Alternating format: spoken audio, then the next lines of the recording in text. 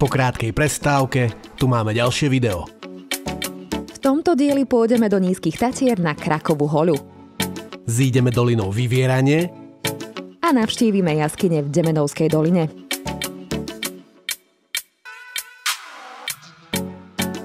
Začíname na platenom parkovisku pri Demenovskej jaskyni Slobody.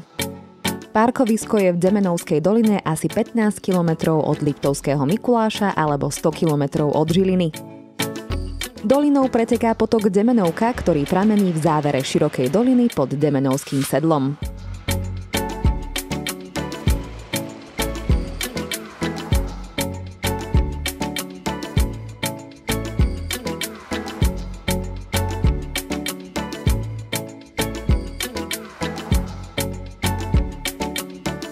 Kraková hoľa je vrch v bočnej vetve hlavného hrebenia Nízkych Tatier vybiehajúcej z Krúpovej hole. Trasa vo videu má 16 km a podľa map je to približne na 6 hodín. Začíname v nadmorskej výške 830 metrov a celkovo prekonávame približne 1000 výškových metrov. Je koniec novembra a jeseň v dolnej časti sa bude meniť vo vrcholovej časti na zimu. Dolina je bohužiaľ známa aj rozsiahlou výstavbou a ťažbou dreva. Aktuálne prebiehajú snahy o jej zastavenie a o reguláciu dopravy v doline. Obavy sú aj o vodné zdroje, ktoré by mohli byť zvýšeným náporom návštevníkov znečistené. Od parkoviska pôjdeme do sedla Javorie, na Krakovú hoľu, s medzizastávkou na Pustom, do Iľanovského sedla, odkiaľ sa dolinou Vyvieranie vrátime naspäť na parkovisko. Ak máte viac času, alebo aj ako samostatný výlet, viete po ceste zísť z trasy do doliny Krčahovo, kde sú zrekonštruované partizánske bunkre z druhej svetovej vojny. Odbočka k ním je hneď za mostom cez Demenovku.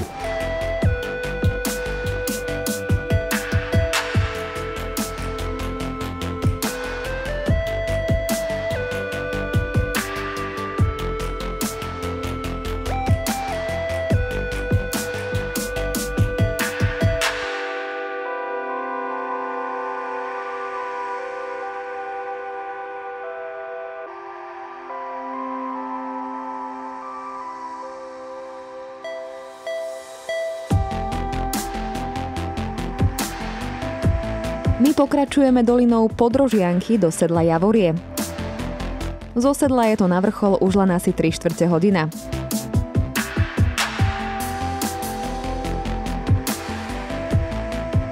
Zo sedla vedú ďalšie chodníky k hlavnému hrebeniu pod Ďumbier a k horárni pred Bystrou pod Ohnište.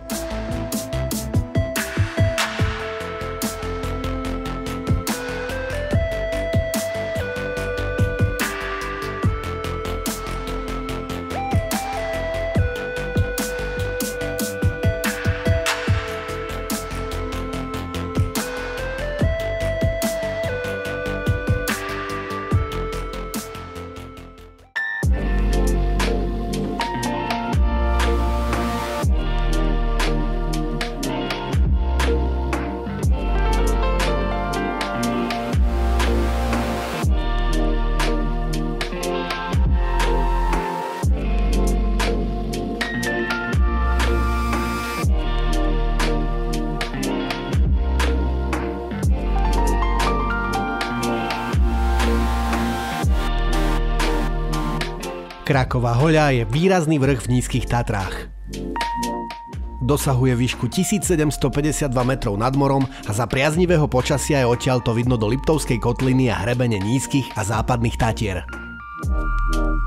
Ďalej vidno ďalší známy vrchol, a to Poludnicu, no za týmito výhľadmi sa však budete musieť vybrať sami.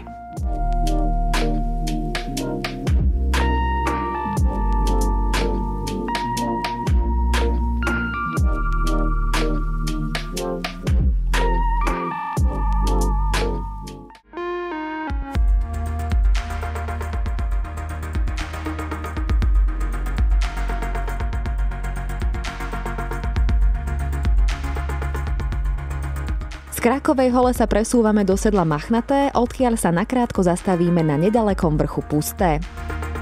Je odtiaľ výhľad na Krakovú hoľu, na Chopok a na lyžiarske strediská v Demenovskej doline. Po zelenej značke sa z Iľanovského sedla vraciame dolinou Vyvieranie. Je jednou z bočných vetiev Demenovskej doliny a svojim charakterom pripomína doliny Slovenského raja či Jánošíkove diery. V spodnej časti je dolina úzka a chodník tak prechádza hneď vedľa potoku. Dolina je skutočným skvostom a jej návšteva sa určite oplatí. Je málo známa a preto je aj málo navštevovaná. Stretnete tu len minimum ľudí.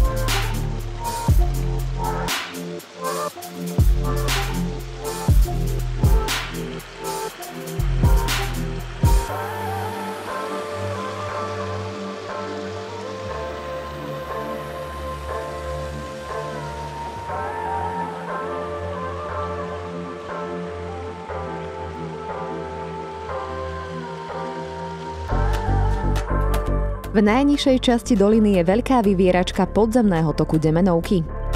Voda tu vyteká už vo veľkej sile priamo zo skaly.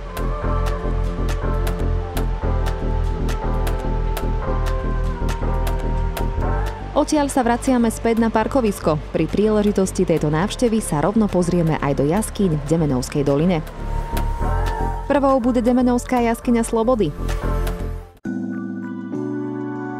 Od parkoviska je to ku vchodu približne 15 minút. V minulosti sa táto cesta dala skrátiť na 2 minúty. Do roku 1995 tu totiž premávala jednosedačková lanovka. Prekonávala 60 výškových metrov a dolnú stanicu mala v mieste hotela FIM.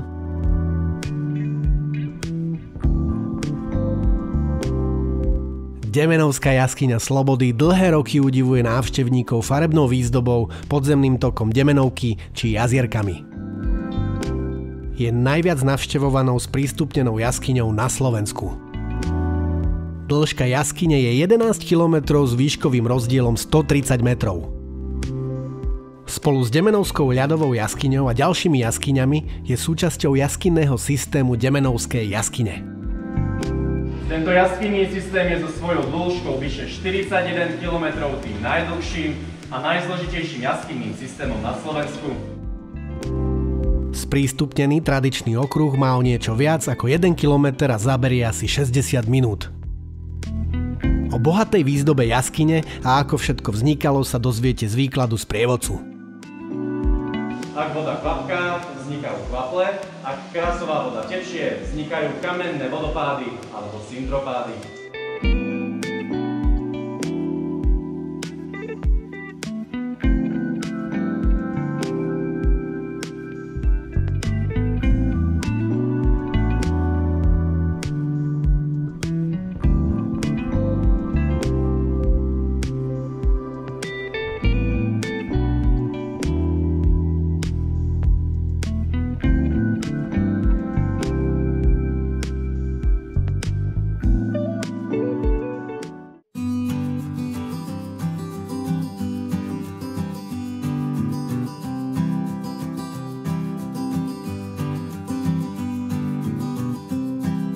Teplota v jaskyni sa pohybuje v úrovni 6 stupňov Celzia.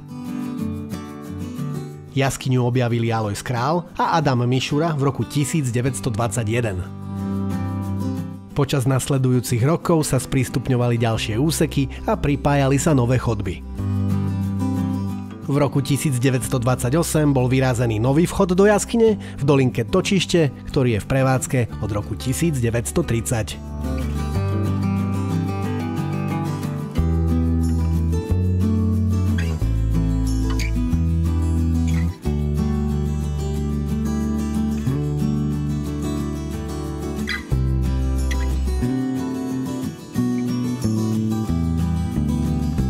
Druhá verejne prístupná jaskyňa v Demenovskej doline je Demenovská ľadová jaskyňa. Je v nižšej nadmorskej výške a takisto je pri nej parkovisko.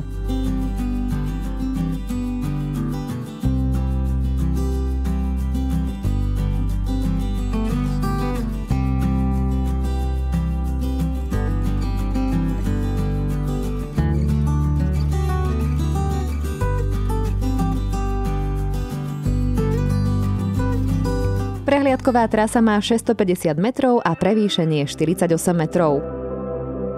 Pobyt v jaskyni trvá 45 minút a teplota sa v lete pohybuje od 0 do 3 stupňov. Prvá časť trasy vedie cez jaskyné priestory so sintrovou výzdobou, druhá časť cez zaľadnené priestory jaskyne. Vplyvom globálneho oteplovania a nevhodnými podmienkami na tvorbu nového ľadu v jaskyni sa ľadová výzdoba zmenšuje a je dosť možné, že zmizne úplne. Jaskyňa bola známa už v 17. storočí a v 19. storočí začalo jej sprístupňovanie. No a to je z Nízkych Tatier zatiaľ všetko.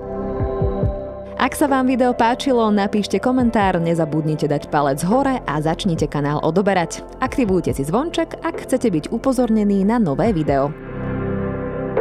Dúfame, že video je pre vás inšpiráciou na vlastné aktivity vonku. Ďakujeme za pozornosť a tešíme sa na budúce.